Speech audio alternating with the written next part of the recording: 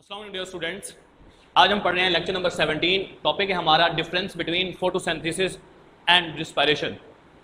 सबसे पहले तो हम डेफिनेशन करते हैं कि फोटोसिंथेसिस और रिस्पायरेशन क्या चीज़ है। हमने लास्ट टाइम पढ़ा था कि प्लांट्स के अंदर जो लीफ होता है, लीफ के अंदर मीजोफिल सेल जो होते हैं उनके अंदर फोटोसिंथेसिस का प्रोसेस होता है, क्योंकि उनके अंदर क्लोरोप्लास्ट होता है। तो फोटोसिंथेसिस क्या किसे कहते हैं कि ऐसा मैकेनिज्म जिसके जरिए प्लांट्स अपनी फूड खुद प्रिपेयर करते हैं। तो कैसे प्रिपेयर करते हैं? फोटोसिंथेसिस में प्लांट्स कार्बन डाइऑक्साइड और वाटर को यूज करते हैं। सनलाइट को कैप्चर करने के बाद क्लोरोफिल की मदद से ग्लूकोज प्लस वाटर और प्लस ऑक्सीजन बनाते हैं, और इसमें ऑक्सीजन जो है वो बाहर रिमूव हो जाती है, जिसको एनिमल्स फॉर रिस्पायरेशन यूज करते हैं, जबकि ग्लूकोज जो होता है उसको प्लांट्स ट्रांसपोर्ट करते हैं विद हेल्प ऑफ फ्लोएम, और बाकी जो बच जाती है उसको फ्रूट्स की फॉर्म में स्टोर कर लेते हैं। सबसे पहले हम देखते हैं what is the meaning of photosynthesis. इसको हम कहते हैं एनाबॉलिक प्रोसेस, जिसमें अभी मैंने बताया क्या यूज किया जाता है, कार्बन डाइऑक्साइड, वाटर, क्या बनाया जाता है, ग्लूकोज, और ऑक्सीजन जो है वो एज बाय प्रोडक्ट रिमूव होती है, और सनलाइट और क्लोरोफिल जो है इसके अंदर यूज होते हैं। इसको हमने नाम दिया फोटोसिंथेसिस। यहां मैंने डायग्राम बनाई है प्लांट्स की। प्लांट्स के अंदर हमारे पास माइटोकॉन्ड्रिया भी प्रेजेंट है, जबकि क्लोरोप्लास्ट भी प्रेजेंट है। अब क्लोरोप्लास्ट में मैंने अभी बताया था कौन सा प्रोसेस होता है, फोटोसिंथेसिस, क्योंकि इसके अंदर क्या प्रेजेंट होता है, क्लोरोफिल। क्या करते हैं, सनलाइट को कैप्चर किया, ग्लूकोज बना दिया। नेक्स्ट है हमारे पास रिस्पायरेशन। अब देखें दूसरी ऑर्गेनेली है माइटोकॉन्ड्रिया, चाहे वो प्लांट सेल हो चाहे वो एनिमल सेल हो, दोनों के अंदर माइटोकॉन्ड्रिया प्रेजेंट है।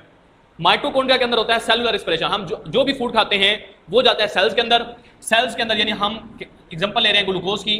अब ग्लूकोज को साइटोप्लाज्म में तोड़ा जाता है 2 पायरुवेट एसिड मॉलिक्यूल्स के अंदर, फिर इन पायरुवेट एसिड मॉलिक्यूल्स को कन्वर्ट किया जाता है एसिटाइल कोएंजाइम में। एसिटाइल कोएंजाइम को डाला जाता है माइटोकॉन्ड्रिया में। Same process take place in plant cell. Mitochondria के अंदर होते हैं 2 प्रोसेस, एक का नाम है क्रेब्स साइकिल और दूसरे का नाम है इलेक्ट्रॉन ट्रांसपोर्ट चेन, जिसके जरिए एक ग्लूकोज से 36 एटीपी प्रोड्यूस होते हैं।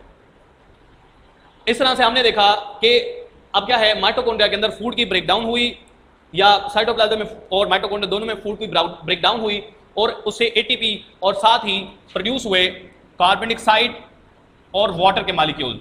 इस प्रोसेस का नाम होता है सेलुलर रिस्पिरेशन। डेफिनेशन क्या होगी, catabolic process in which CH bond are break down present in food and converted into water and carbon dioxide and produces energy in the form of ATP।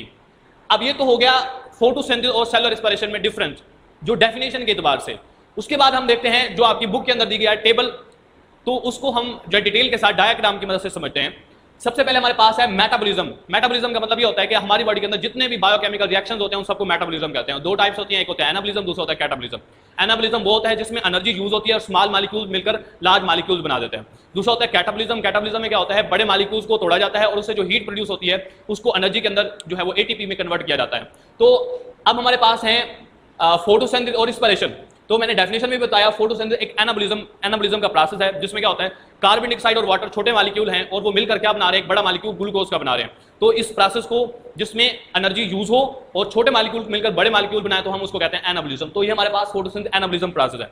Next है respiration. Respiration अभी हमने देखा कि glucose का molecule mitochondria और cytoplasm में तोड़ा जाता है और उसको कार्बन डाइऑक्साइड और वाटर में कन्वर्ट किया जाता है, और साथ ही एटीपी प्रोड्यूस होती है, यानी कि बड़ा मॉलिक्यूल टूट के छोटे में कन्वर्ट हो रहा है और एनर्जी प्रोड्यूस हो रही है। तो ऐसे प्रोसेस का नाम होता है कैटाबॉलिज्म। कैटा काटना से याद रख लें, बड़े को छोटे में कन्वर्ट किया जाता है। नेक्स्ट है हमारे पास एनर्जी इन्वेस्टमेंट यानी प्रोडक्शन। एनर्जी किस फॉर्म से, बायो एनर्जेटिक्स को अगर हम देखें तो हमने देखा फोटोसिंथेसिस में क्या होता है, सनलाइट कन्वर्ट की जाती है, यानी इलेक्ट्रोमैग्नेटिक वेव जो सनलाइट होती है उसको कन्वर्ट कर दिया जाता है दूसरी फॉर्म के अंदर, जैसे बॉन्ड एनर्जी कहते हैं, ग्लूकोज के अंदर कन्वर्ट कर दिया जाता है, यानी CH बॉन्ड के अंदर। तो बॉन्ड एनर्जी में कन्वर्ट करना ये प्रोसेस किस में होता है, फोटोसिंथेसिस में।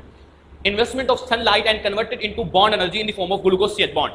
नेक्स्ट हमारे पास रिस्पिरेशन। तो रिस्पिरेशन में कौन सी फॉर्म एनर्जी की किसमें कन्वर्ट हो रही है, तो हमने अभी पढ़ा था CH बॉन्ड जो होते हैं वो तोड़े जाते हैं और उसको कन्वर्ट किया जाता है केमिकल एनर्जी, जिसको आपने एडिनोसिन ट्राइफॉस्फेट का नाम दिया। तो ये हमारे पास क्या होगा, bond energy is transformed into chemical energy in the form of ATP। Third point हमारे पास है साइट ऑफ अकरेंस। फोटोसिंथेसिस कहां होती है, मैंने डायग्राम में आपको दिखाया फोटोसिंथेसिस का प्रोसेस प्लांट सेल के अंदर होता है, और ये कहां पर होता है, साइटोप्लाज्म। तो साइटोप्लाज्म के अंदर जो प्रेजेंट है ऑर्गेनेली जिसका नाम है क्लोरोप्लास्ट।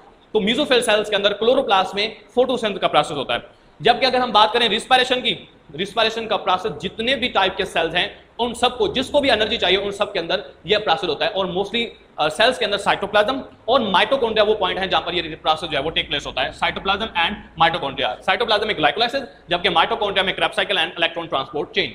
पॉइंट नंबर 4 है टाइम ऑफ अकरेंस। फोटोसिंथेसिस उस वक्त होती है जब सनलाइट प्रेजेंट हो। अगर सनलाइट ना हो तो फोटोसिंथेसिस का प्रोसेस नहीं होता।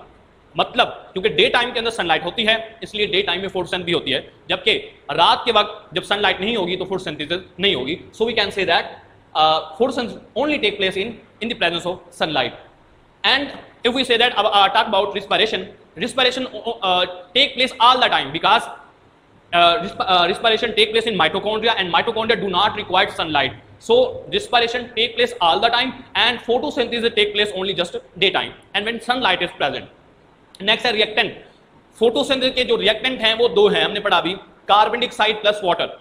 जबकि रिस्पिरेशन के जो रिएक्टेंट हैं वो भी दो हैं, एक है ग्लूकोज और दूसरा है ऑक्सीजन। ऑक्सीजन ना भी हो तब भी रिस्पिरेशन का प्रोसेस होता है, लेकिन उसको हम एनारोबिक रिस्पिरेशन कहते हैं, यानी ग्लूकोज वहां पर मेजर आ गया रिएक्टेंट। नेक्स्ट है प्रोडक्ट। फोटोसिंथेसिस का जो प्रोडक्ट है वो तीन है, एक है ग्लूकोज, दूसरा है हमारे पास ऑक्सीजन और वाटर यूज भी होता है और प्रोड्यूस भी होता है। क्लियर? और उसके बाद हमारे पास अगर बात करें रिस्पिरेशन की तो रिस्पिरेशन के जो प्रोडक्ट्स हैं वो है water plus carbon dioxide and ATP. अगर एनारोबिक रिस्पिरेशन की बात करेंगे तो सिर्फ एटीपी, जबकि अगर हम बात करेंगे और एटीपी के साथ लैक्टिक एसिड, अल्कोहल, वो हमारे पास आ जाते हैं। लास्ट में हमारे पास है ऑर्गेनिज्म कैपेबल ऑफ, यानी वो किन ऑर्गेनिज्म के अंदर फोटोसिंथेसिस होती है, तो जितने भी टाइप के एल्जी हैं, जितने भी टाइप के प्लांट्स हैं और इसके अलावा सम बैक्टीरिया जिनको हम ब्लू ग्रीन एल्जी या साइनोबैक्टीरिया का नाम देते हैं, उनके अंदर फोटोसिंथेसिस होती है। जबकि रिस्पिरेशन का प्रोसेस जितनी भी टाइप के ऑर्गेनिज्म हैं, चाहे वो एनारोब्स हों चाहे वो एरोब्स हों, यानी कि जिन ऑक्सीजन हो चाहे ना हो, सबके अंदर रिस्पिरेशन का प्रोसेस होता है। क्लियर हो गया? तो ये हमारा टॉपिक था difference between photosynthesis and respiration. इंशाल्लाह नेक्स्ट लेक्चर के अंदर हम वो जो है वो पढ़ेंगे। अल्लाह हाफिज।